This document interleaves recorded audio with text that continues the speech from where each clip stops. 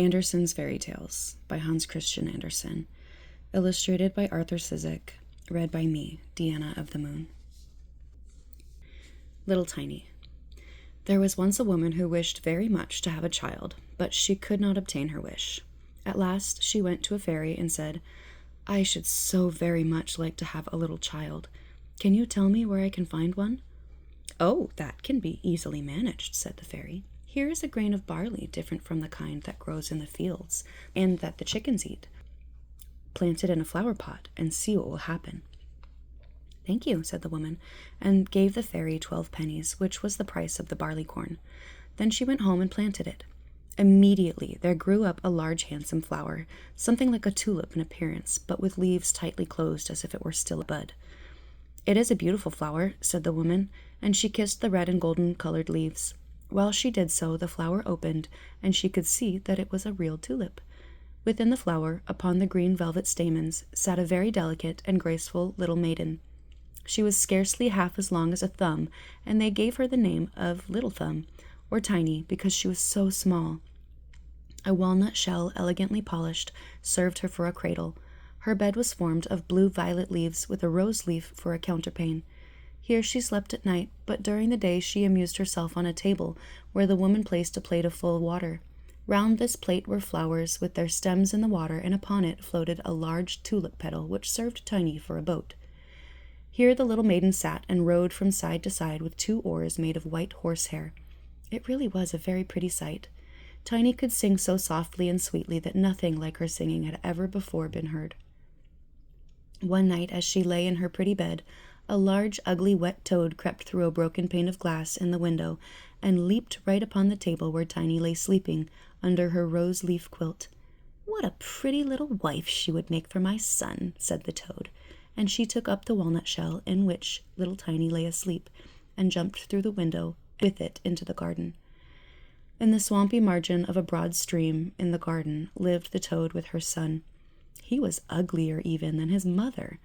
When he saw the pretty little maiden in her elegant bed, he could only cry, "Croak, croak, croak." "Don't speak so loud, or she will awake," said the old toad, "and then she might run away, for she is as light as swan's down. We will place her on one of the water lily leaves out in the stream. It will be like an island to her. She is so light and small, and then she cannot escape. And while she is away, we will make haste and prepare the stateroom under the marsh, in which you are to live when you are married." Far out in the stream grew a number of water lilies with broad green leaves, which seemed to float on the top of the water. The largest of these leaves appeared farther off than the rest, and the old toad swam out to it with the walnut shell, in which little Tiny lay asleep. The little creature woke very early in the morning and began to cry bitterly when she found where she was. She could see nothing but water on every side of the large green leaf and no way of reaching the land. Meanwhile, the old toad was very busy under the marsh, decking her room with rushes and wild yellow flowers to make it look pretty for her new daughter-in-law. Then she swam out with her ugly son to the leaf on which she had placed poor little Tiny. She wanted to fetch the pretty bed, that she might put it in the bridal chamber to be ready for her. The old toad bowed low to her in the water and said, "Here is my son.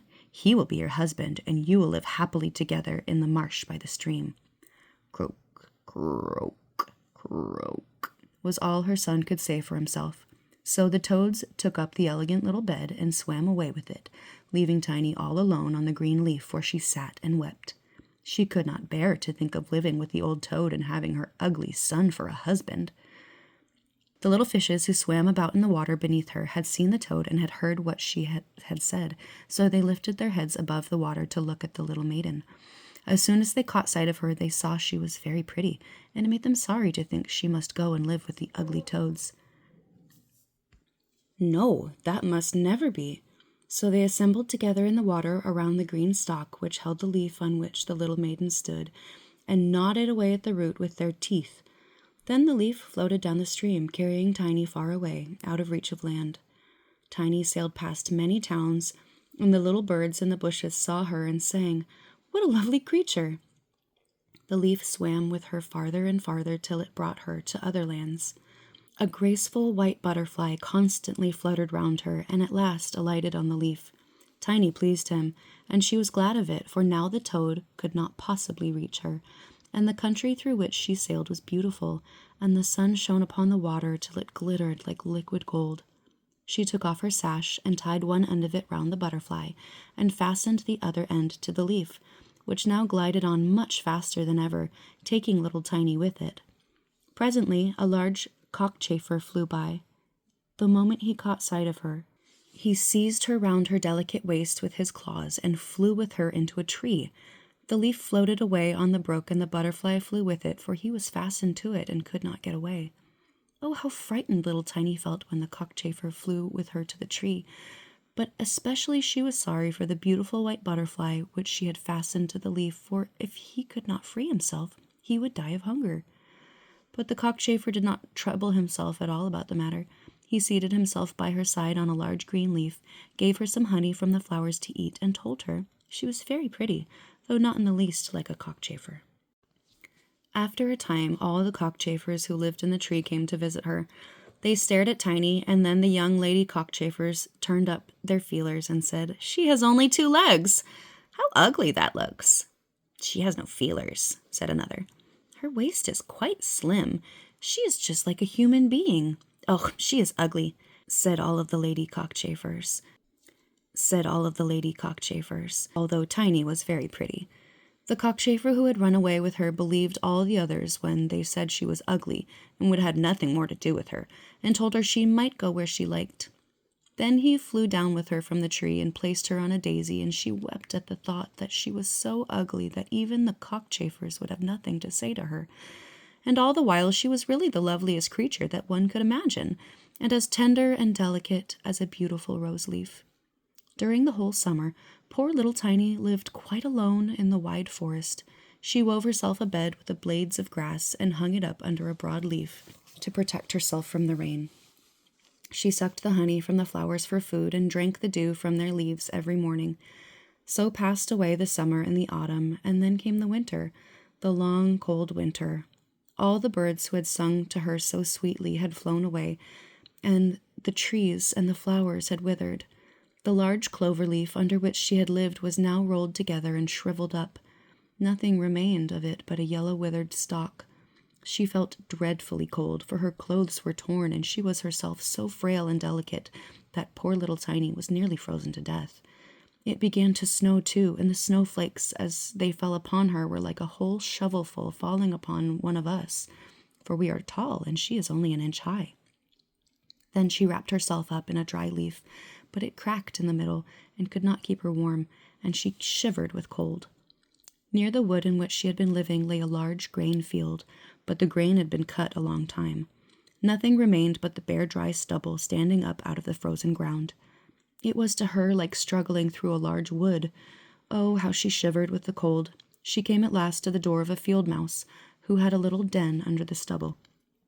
There dwelt the field mouse in warmth and comfort, with a whole room full of grain, a kitchen, and a beautiful dining room. Poor little Tiny stood before the door just like a little beggar girl, and begged for a handful of barley, for she had been without a morsel to eat for 2 days. "You poor little creature," said the field mouse, who was really a good old field mouse. "Come into my warm room and dine with me." She was so pleased with Tiny that she said, "You're quite welcome to stay with me all winter, if you like.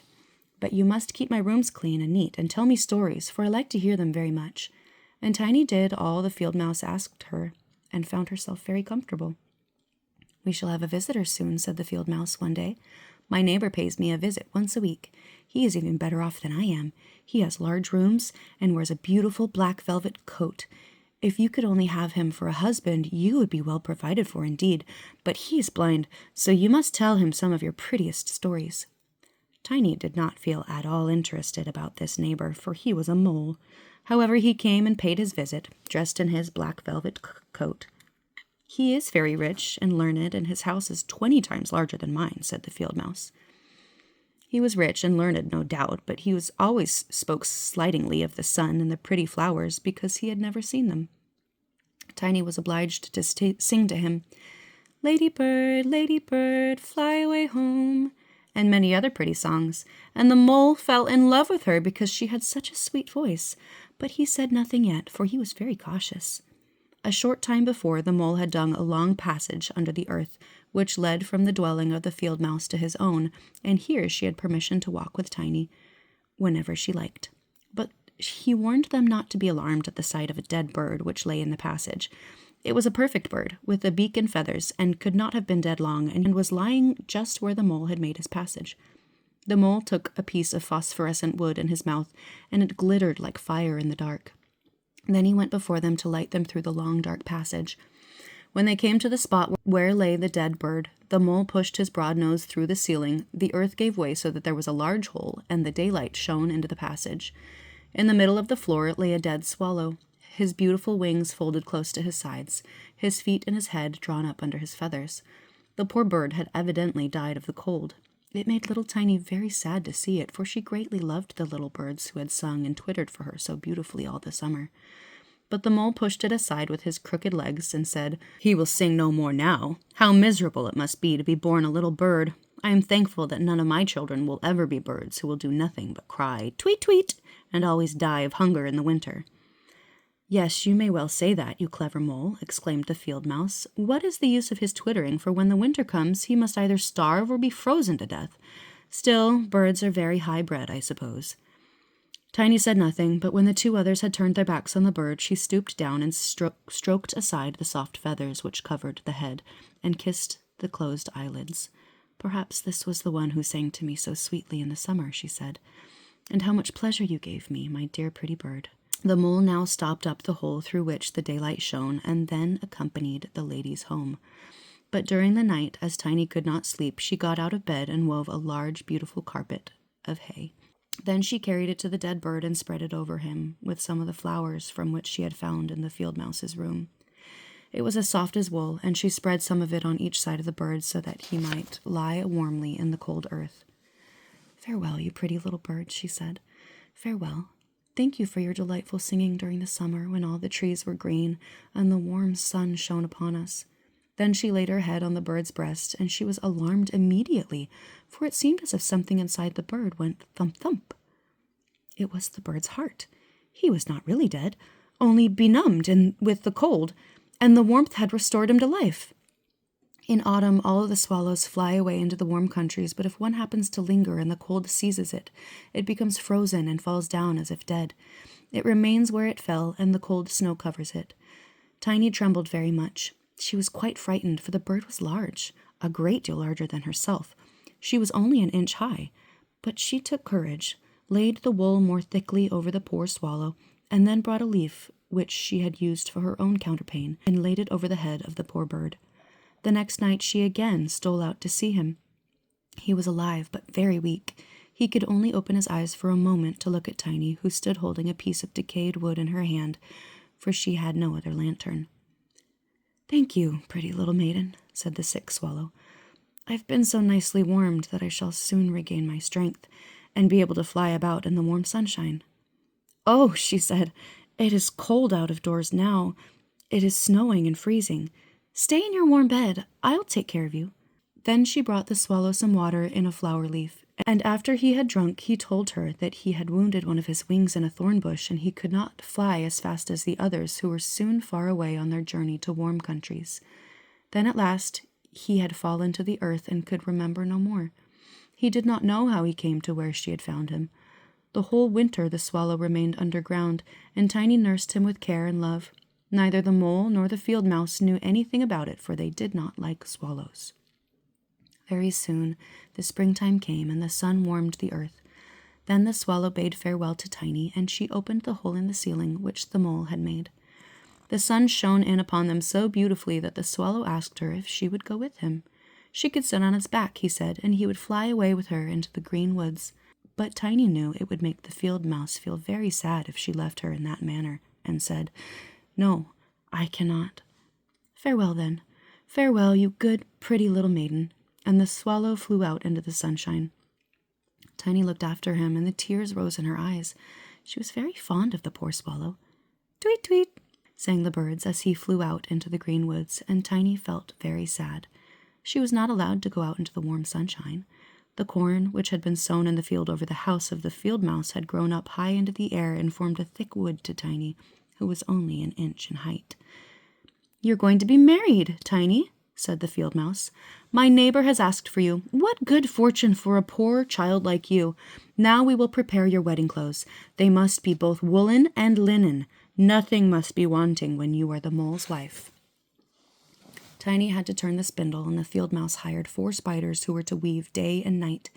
Every evening the mole visited her and was continually speaking of the time when the summer would be over. Then he would keep his wedding day with Tiny, but now the heat of the sun was so great that it burned the earth and made it quite hard like a stone. As soon as the summer was over, the wedding would take place. But Tiny was not at all pleased, for she did not like the tiresome mole. Every morning when the sun rose and every evening when it went down, she would creep out at the door. As the wind blew aside the leaves of the corn so that she could see the blue sky, she thought how beautiful and bright it seemed out there, and wished so much to see her dear swallow again. But he never returned.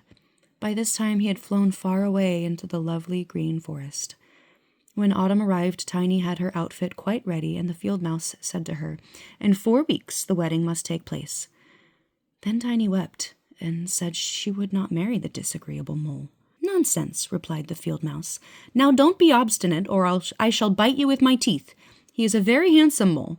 The queen herself does not wear more beautiful velvets and furs. His kitchens and cellars are quite full. You ought to be thankful for such good fortune." So the wedding day was fixed, on which the mole was to fetch Tiny away to live with him deep under the earth, and never again to see the warm sun, because he did not like it. The poor child was very unhappy at the thought of saying farewell to the beautiful sun, and as the field mouse had given her permission to stand at the door, she went to look at it once more. "Farewell, bright sun," she cried, stretching out her arm towards it. And then she walked a short distance from the house. The corn had been cut, and only the dry stubble remained in the fields. "Farewell, farewell," she repeated, twining her arm around a little red flower that grew just by her side. "Greet the little swallow for me, if you should see him again." Tweet, tweet, sounded over her head suddenly. She looked up, and there was the swallow himself flying close by. As soon as he spied Tiny, he was delighted, and then she told him how unwilling she felt to marry the ugly old mole and live always beneath the earth and never see the bright sun any more. And as she told him, she wept. "Cold winter is coming," said the swallow, "and I am going to fly away into the warmer countries. Will you go with me? You can sit on my back and fasten yourself on with your sash. Then we can fly away from the ugly mole and his gloomy rooms, far away over the mountains into the warmer countries, where the sun shines more brightly than here, where it is always summer and the flowers bloom in greater beauty. Fly now with me, dear little Tiny. You saved my life when I lay frozen in that dark, dreary passage." "Yes, I will go with you," said Tiny, and she seated herself on the bird's back with her feet on his outstretched wings and tied her sash to one of his strongest feathers. Then the swallow rose in the air and flew over forest and over sea, high above the highest mountains, covered with eternal snow.